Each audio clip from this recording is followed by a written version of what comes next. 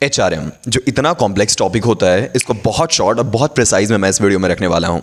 सी HRM ऐसा human resource management जिसमें हर कोई आप ही को क्रिटिक कर रहा होता है, चाहे वो कोई मैनेजमेंट का पोस्ट आपके मैनेजर हो गए या फिर जो लोग सेलेक्ट होते हैं वो ही आप ही को एक्यूज़ करते हैं। इसको शॉर्ट और सही तरीके से अगर आप समझो तो बहुत अच्छे तरीके से आप डील कर सकते हो। इसका बेसिक होता है रिक्रूटमेंट और सिलेक्शन के बारे में। अगर जॉब डिस्क्रिप्शन आप सही तरीके से प्रोवाइड करोगे तो बहुत अच्छे कैंडिडेट आपके पास आएंगे। आप बहुत सारे हायरिंग चैनल्स का यूज़ कर सकते हो। अगर आपको कन्फ्यूजन है तो ऑनलाइन पोर्टल्स हैं, रेफरल्स का आप यूज़ कर सकते हो, कैंपस में जा सकते हो। ऑनलाइन पोर्टल्स में इंडीड हो गए, रेफरल में आपके खुद के कॉन्टैक्ट्स हो गए, आपके एम्प्लॉयज़ के कॉन्टैक्ट्स हो सके। आप स्किल के बेस पे अगर आप रखो तो सही तरीके से सही लोगों को आप सेलेक्ट कर पाओगे। अब उनका ट्रेनिंग और डेवलपमेंट वो आपके पास आता है। अगर आप सही तरीके से प्रॉपर ऑनबोर्डिंग रखते हो नए हायरिंग्स को, उनको प्रॉपर वर्कशॉप्स प्रोवाइड करते हो, मेंटोरशिप प्रोवाइड करते हो, ई लर्निंग प्रोवाइड करते हो जिससे वो घर पे भी सीख सकते हैं और उन स्किल ग्रोथ को ट्रैक कर सकते हो विद रेगुलर रिव्यूज़, उनको नए नए टास्क प्रोवाइड करके।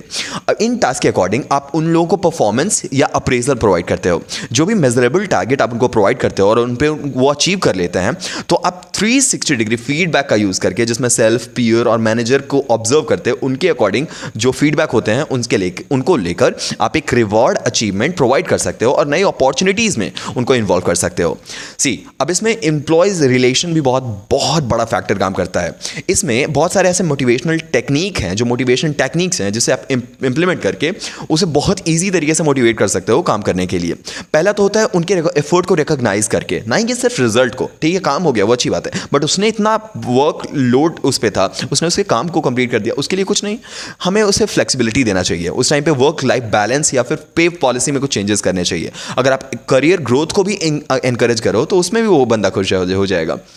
फिर इसमें लास्ट पार्ट आता है कॉन्फ्लिक्ट मैनेजमेंट, जिसमें दोनों साइड को आप ध्यान से सुनते हो। अगर मैनेजर और एम्प्लॉय के बीच में कोई प्रॉब्लम है तो आप दोनों को ध्यान से सुनो, उसके बाद मैनेज करो। अब कॉमन ग्राउंड हमें ढूंढना चाहिए, ना कि इस कॉन्फ्लिक्ट को इन्हांस करना है। और अगर कोई प्रॉब्लम है तो मेडिटेशन ही यूज़ कर लो ना, अगर ज़रूरत पड़ती है तो। अब वर्क प्लेस पे बहुत सारे ऐसे एथिक्स हैं जिसे हमें फॉलो करना चाहिए, राइट। बहुत सारे ऐसे टाइम्स है जब जिससे हमें गलती से डिस्क्रिमिनेशन हो जाता है या फेवरिज्म हो जाता है, हम किसी को एक्स्ट्रा फेवर कर देते हैं, हमें उससे बचना चाहिए।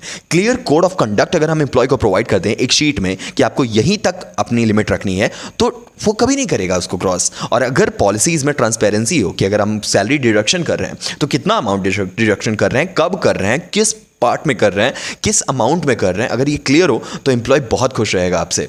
ऑर्गेनाइजेशन के ग्रोथ का मेन मोटिव आप ही पे जाता है, मेन क्रेडिट आपको जाता है। तो आपको लीडरशिप रोल को ध्यान में रखना चाहिए, लीड विद एग्जाम्पल फोकस करना चाहिए, ना कि अथॉरिटी के साथ। अगर आप खुद एग्जाम्पल बन जाओगे तो जो एम्प्लॉयज हैं वो आपको देख के कॉपी करेंगे, आपसे इंस्पायर होंगे, आपकी टीम आपसे एम्पावर होगी, रिस्पॉन्सिबिलिटीज लेगी, ना कि आपसे डरेगी। आप क्रेडिट शेयर करो, अकाउंटेबिलिटी खुद पे रखो। कोई प्रॉब्लम हुई, मैंने किया प्रॉब्लम, बहुत अच्छा हुआ, दे दो क्रेडिट उनको।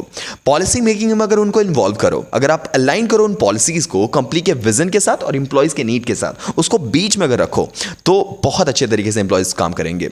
हमें यह भी इंश्योर करना चाहिए उन कंप्लायंसेस को जो लेबर लॉ बनाता है। अब लास्ट में टैलेंट रिटेंशन बहुत बड़ा काम आता है, जिसमें 2 महीने बाद हमारी खुद के एम्प्लॉयज़ छोड़ के चले जाते हैं। रीज़न ये है क्योंकि उनको कॉम्पिटिटिव सैलरी कहीं और मिल रही होती है और बेनिफिट कहीं और मिल रही होती है।